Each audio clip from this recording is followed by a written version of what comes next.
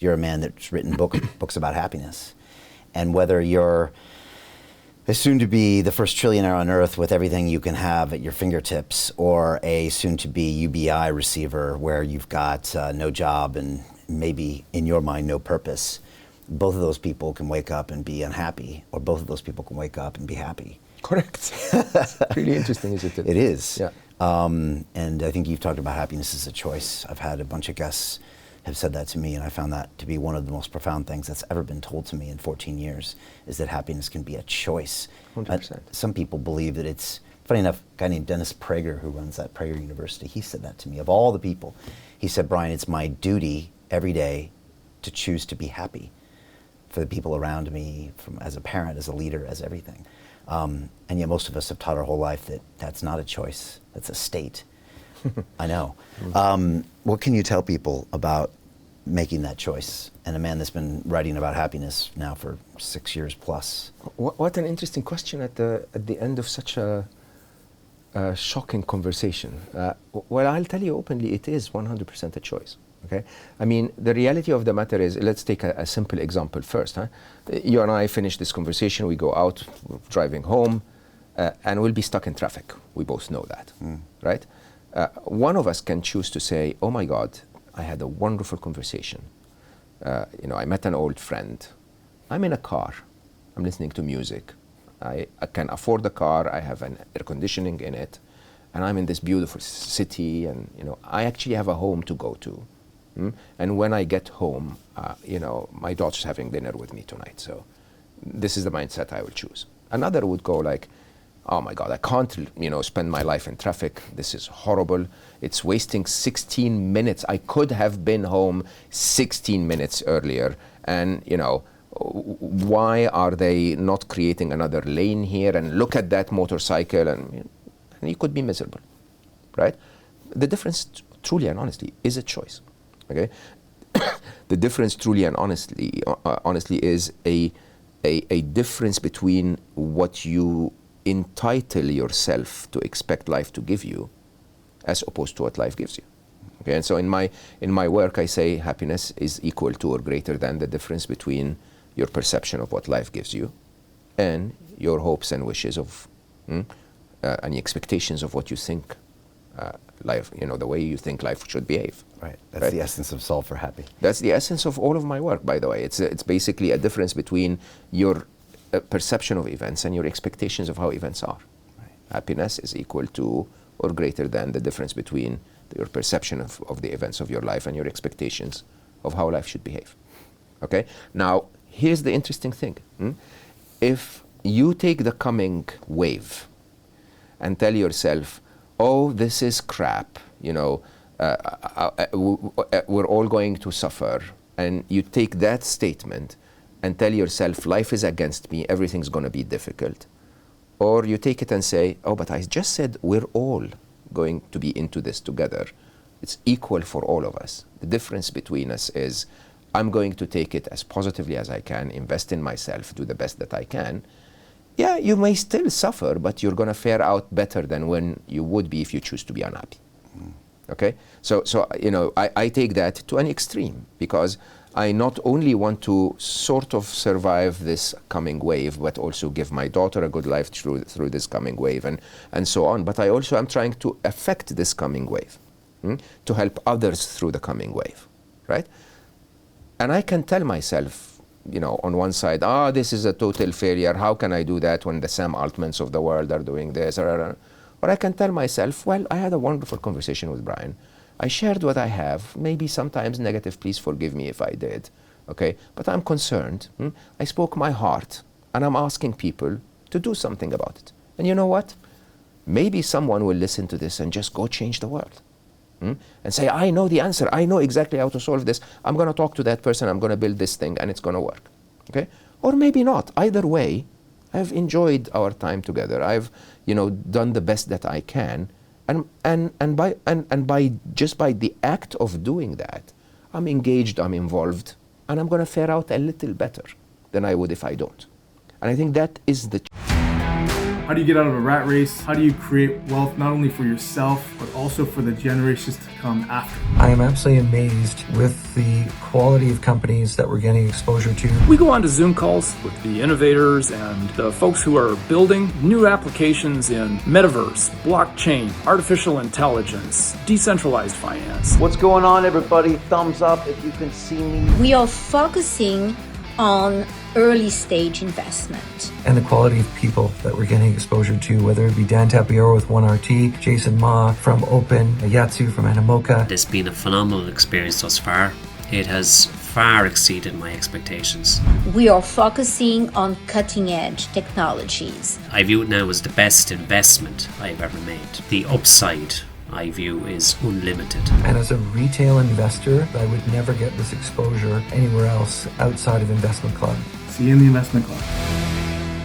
Choice. The choice is, if things are going to be difficult, you might as well be prepared. Okay? If things are going to be difficult, you might as well try to improve them. And that's it. While you're doing that, it's a simulation. It's a freaking video game. Have the time of your life. Even when the enemies of the video game are attacking you. Okay? That's what it's all about. This is honestly the only way you can enjoy life. It doesn't matter what life gives you. There are always going to be a few twists and turns.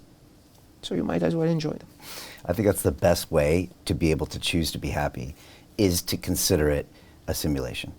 And so sometimes when there's like the worst day, or I just like, this is clearly a simulation, because the video game's trying to challenge my happiness today. It's trying to make me a better player. Right, yeah. And I can just choose it because it's all nonsense anyways, or it's all, maybe it's all a simulation. It's a very well coded simulation, because I truly wouldn't want my wonderful wife or my wonderful daughter or you or anyone that I love to suffer. Right. Okay? Yeah. And it's so deeply instinctive within me that I don't want any of them to suffer. Yeah. Right? But the truth is, if you don't surrender to your ego, preventing their suffering is just only a tiny bit within your abilities. Okay? Yeah. Do what you can. But that's it. Don't expect that beyond that ability, it's your responsibility or it's your burden, or no, just do the best that you can. And while you do it, enjoy the video game. Mo, quite a conversation.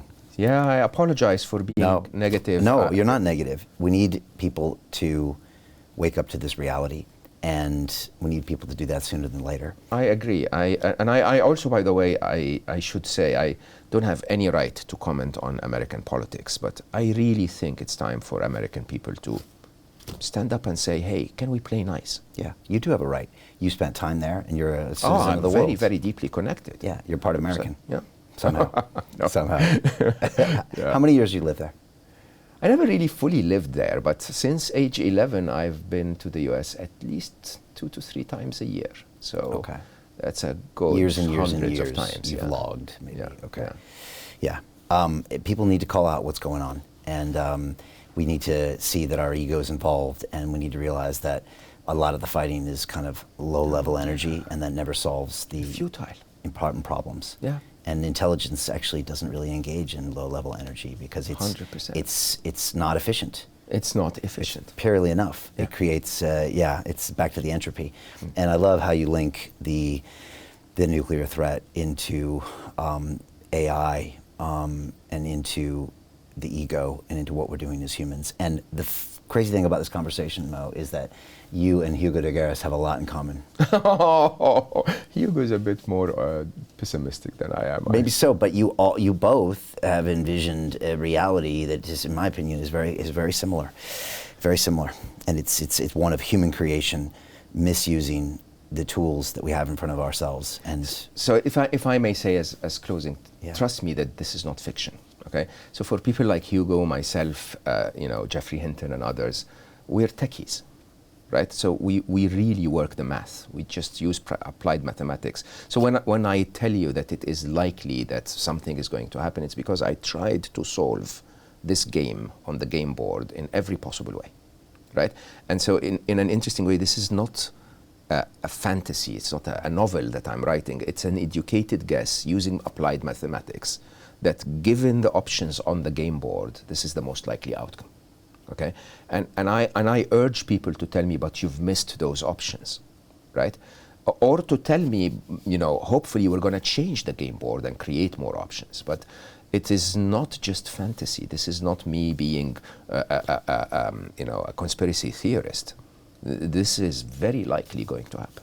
That makes it even more powerful. Thank you for saying that. Mo, how can people read these entries on Substack? You're still doing your podcast, Slow Mo? No, I stopped Slow Mo. I have a very high priority. So now my priority this year is the documentary coming out in hopefully in October, Scary Smart. So basically to try and spread this message. It's called Scary Smart as well. Okay. And I hope so. And I'm focusing on Alive, where people can find it on mogawdat.substack.com basically. Or they can go to my social media. I'm very active not very active, but more active on Instagram than other platforms. Yeah.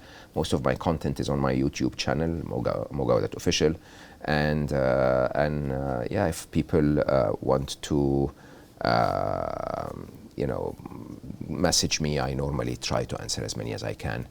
My website, mogawdat.com. But if you want me to come speak to your team or whatever.